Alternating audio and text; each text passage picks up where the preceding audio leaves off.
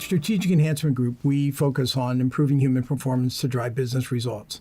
We're very fortunate today to have the three of you here in one place at the same time to share a little bit about the work you've done with your clients.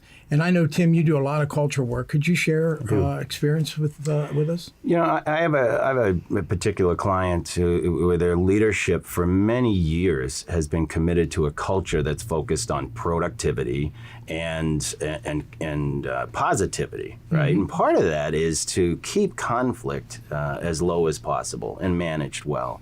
And so we've been really privileged, and I've enjoyed tremendously the chance to partner with them to bring them just a unique set of understanding and skills to all of their employees. Mm-hmm. So their approach is pretty straightforward. It's every new employee is introduced to an understanding of interpersonal relations. Mm-hmm. And that starts with learning and understanding who they are, what's their personal communication style, and what is that of others. And so at its most basic level, what they're able to do is help people, many of them for the very first time, understand, why are some people so darn quiet? You ask them a question and they give it pensive thought. And the opposite of that is, why are others always so talkative? And they think out loud, and it takes them a long time to get to the point. Right. And just that level of understanding of interpersonal relations helps people not jump to conclusions, just to really understand each other a little bit better. And the result has been so positive. Retention is high. Productivity is tremendous. They have tremendous growth year after year from that base, from that very simple base of understanding each other better. Great. Yeah, it's interesting. I have a client in the tech industry who has made a pretty significant transformation from being very product focused and product based to wanting to be more customer focused mm-hmm. and responding and, staying ahead of the curve when it comes to their customers. And so we've been privileged to work with them for the past 2 years to help them lay out a process for how do we go about doing that.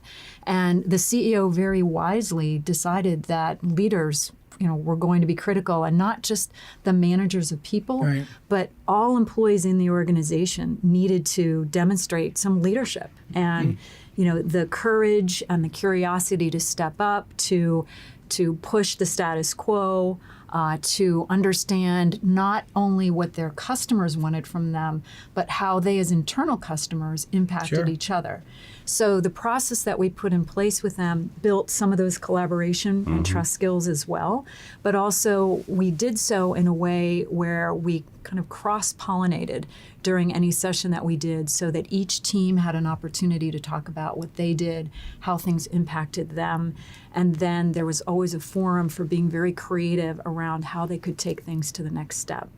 And what's been really cool about the whole process is they've gone through a lot of change, but their customers are responding in a really positive way. That's great. They're getting invited to some pretty significant key industry meetings to speak.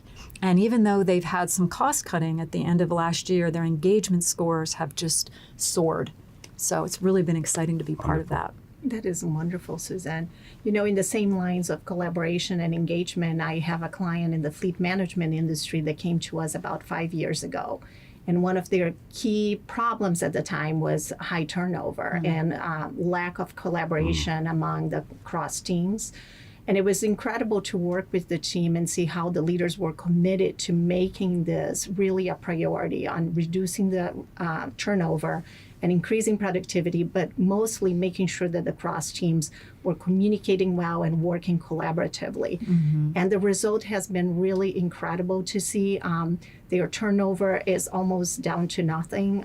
Employees are staying. The productivity has increased significantly. Cross-collaboration teams are working better than they ever have before. And as a result of that, their business have seen an increase of, how they even work with their customers. Customers are more satisfied. So there has been like this trickle effect of the work we did to improve collaboration and communication skills that crossed over in improving their business results at the end of the day. So it's been really kind of an amazing experience mm-hmm. to work with them on that. That's great. Yeah. I think it's interesting that we're talking about really big important, complex issues here. Yeah. We're talking about changing culture and creating leadership to support that kind of strategy and change and growth and productivity. And it's important to point out that it obviously doesn't happen overnight, but it takes a very well thought out process. Right. that engages people, that helps develop the skills, but that also really reinforces, rewards, coaches, and measures success. And it has to fit within the culture of the organization. So I know that all of us work really hard to make sure that we're supporting our clients with that.